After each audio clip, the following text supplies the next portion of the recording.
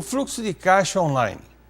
Com o crescimento da computação em nuvem, que permite o uso de ferramentas sem que elas sejam instaladas diretamente nos computadores, aumenta também a quantidade de softwares online para empresas. Não é diferente com os softwares de fluxo de caixa. Mas vale a pena utilizar um programa online para a gestão financeira empresarial? Dependendo da empresa que fornece esse software, no caso o fluxo de caixa online, isso pode representar economia, pode representar também maior segurança e, às vezes, facilidade de atualização. Vamos conferir algumas vantagens para implantar esse fluxo de caixa online. A primeira vantagem é a facilidade de atualizar. Talvez a maior vantagem de um sistema de fluxo de caixa online é a facilidade de atualização dos dados. Esse é um fator que pode influenciar diretamente na qualidade das informações do fluxo de caixa. Quanto maior for o número de dados registrados, especialmente de despesas de pequeno porte que acabam sendo negligenciadas, mais preciso se torna o fluxo financeiro, tanto o realizado como aquele planejado. É possível acessar esse sistema de qualquer dispositivo eletrônico com acesso à internet. Então pode ser de um computador, de um laptop, de um smartphone, de um tablet e de outros. E também pode ser acessado por qualquer pessoa que esteja autorizada a entrar no sistema. É possível também criar diversos níveis de acesso para pessoas diferentes, fazendo com que os funcionários da empresa possam registrar ou visualizar apenas alguns tipos de dados, o que nós chamamos de gestão de empresas com usuários segmentados. Isto é importante para a empresa de todos os tamanhos. Segundo, maior segurança dos dados. Essa é uma questão que você deve estar muito atento quando pensar em contratar qualquer serviço online, não apenas para um fluxo de caixa. A empresa tem que garantir backups constantes dos dados. Caso contrário, você corre o risco de perder preciosas informações que foram acumuladas ao longo do tempo e contam efetivamente a história financeira do seu negócio. Caso a fornecedora dos sistemas ofereça essa garantia, existe um ganho considerável na segurança dos dados. Os backups eles são trabalhosos e muitas vezes são demorados. Caso o seu software fosse instalado diretamente nos computadores, no caso aí da sua empresa, a segurança dos dados poderia ficar prejudicada por backups mal realizados. Em uma empresa dedicada a oferecer sistemas financeiros online, uma série de precauções são tomadas garantindo a segurança do hardware e, consequentemente, dos dados dos clientes. Uma terceira vantagem pode ser a economia. Dependendo do porte da sua empresa, para rodar um sistema mais pesado de fluxo de caixa, pode ser necessário investir em um hardware mais robusto. O problema é que você pode acabar gastando uma grande quantidade em uma máquina que terá pouca utilidade em outras atividades da sua empresa. Esse problema não acontece quando você utiliza um software online de fluxo de caixa, que é o nosso exemplo, já que esse software vai rodar no servidor da empresa contratada e não diretamente em seu computador. Como elas atuam neste ramo e atendem vários tipos de clientes com necessidades parecidas com a da sua empresa, a empresa responsável pelo sistema online já faz investimentos em hardware exatamente nos tipos de máquinas que vão rodar melhor o denominado software, né? Então, além disso, um custo bastante alto de hardware mais robusto se deve também às questões de manutenção, o que você não precisará se preocupar ao utilizar um sistema de gestão de empresas online, no qual as atualizações e os upgrades acontecem via web. Então pense bastante nessa possibilidade, é uma tecnologia que está aí disponível, você não precisa mais investir tanto em equipamentos robustos, não precisa adquirir softwares, nem depois adquirir as atualizações, porque isso aí tudo faz parte deste pacote. Então você pode ter um fluxo de caixa usando um software que está hospedado numa empresa que fornece esse tipo de serviço. Vale a pena analisar, vale a pena pensar nessa possibilidade, porque pode ser a solução para melhorar o sistema de informações da sua empresa. Não misture o seu dinheiro com o da empresa. Separar o dinheiro da empresa do seu bolso é uma missão quase impossível, não é mesmo? E isso é importante para a administração das finanças. Muita gente mistura o dinheiro da empresa com as suas finanças pessoais. Separar esse dinheiro é algo que requer muito controle e bastante disciplina. A tentação de juntar as duas coisas é grande. Quando os negócios vão bem e sobra dinheiro em caixa, por que não melhorar a sua remuneração? E quando as coisas despencam na empresa, a primeira solução é tirar do próprio bolso para manter as operações? Não é isso que você tem feito? Se você tem feito isso, está tudo errado. O primeiro conceito que você tem que ter em mente quando abre uma empresa é de que ela precisa se sustentar para ser viável. E se você mistura as contas pessoais com as do negócio, como você vai saber se o seu empreendimento está em evolução? Sem fazer a distinção entre o que é seu e o que é inerente ao negócio, você também terá dificuldade em projetar o futuro da sua empresa. Eu vou listar aqui bons motivos para você fazer aí um esforço maior e conquistar a autonomia das finanças pessoais e também das finanças corporativas.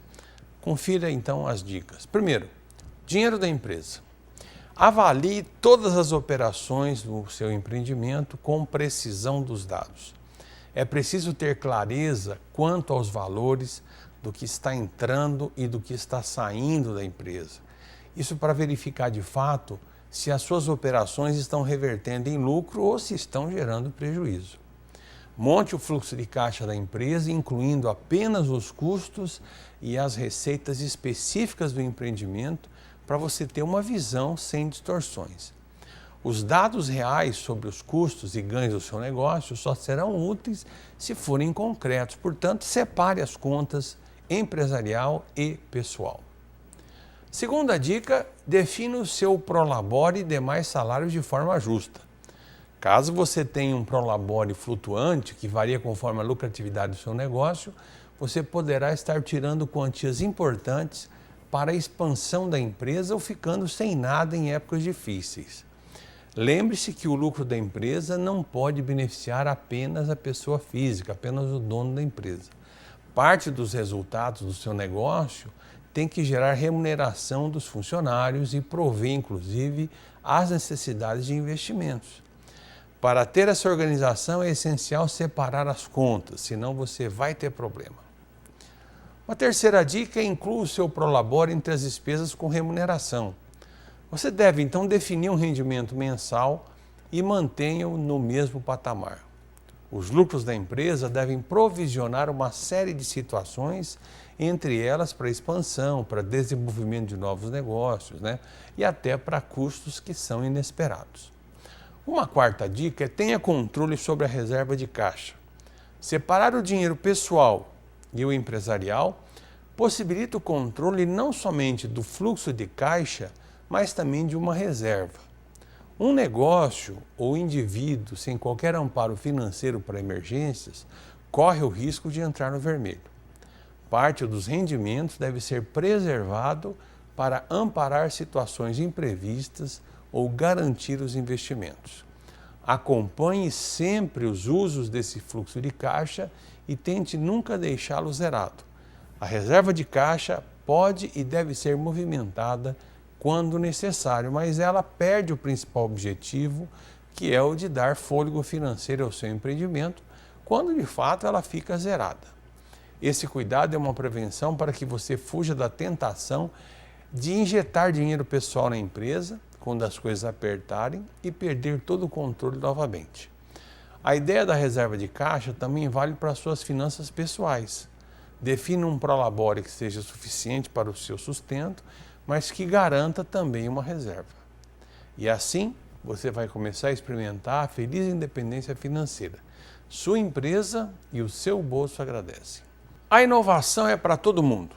Algumas pessoas acham que inovação é algo extraordinário, que acontece somente com pessoas altamente qualificadas e em avançados centros de pesquisa. Se você é uma dessas pessoas, pode parar de pensar assim, porque você realmente está errado. Para os pequenos empresários ou pessoas que estão pensando em começar a empreender, esse tipo de pensamento ele pode destruir grandes potenciais de inovação. Charles Leadbeater, autor do livro Nós Pensamos, o Poder da Criatividade de Massa, diz que a inovação é a criação de novas receitas. É uma forma de misturar ingredientes que muitas vezes já existem de uma maneira totalmente diferente. Mas ele destaca que não basta apenas criar novas receitas, mas sim fazer com que as pessoas gostem e comprem a sua receita. Ou seja, além de pensar, de imaginar, já que estamos falando em ingredientes que você tem que reagrupar para oferecer um novo produto, é necessário colocar a mão na massa. Assim como na cozinha, as receitas resultam em diferentes pratos. A inovação também pode ser classificada em diferentes tipos. Fique atento ao que é possível inovar em seu negócio. O primeiro tipo de inovação, inovação de produto, tá? Consiste em modificar os atributos do seu produto, com uma mudança na qual, por exemplo, ele é percebido pelos consumidores. Então, exemplo, um automóvel com câmbio automático em comparação ao câmbio manual é uma inovação de produto. Segundo tipo de inovação, inovação de processo. Trata de mudanças no processo de produção do produto ou do serviço.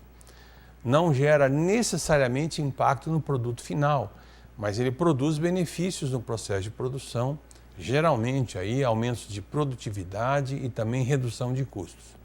Então, um exemplo de inovação de processo é um automóvel produzido por robôs em comparação ao produzido por operários humanos.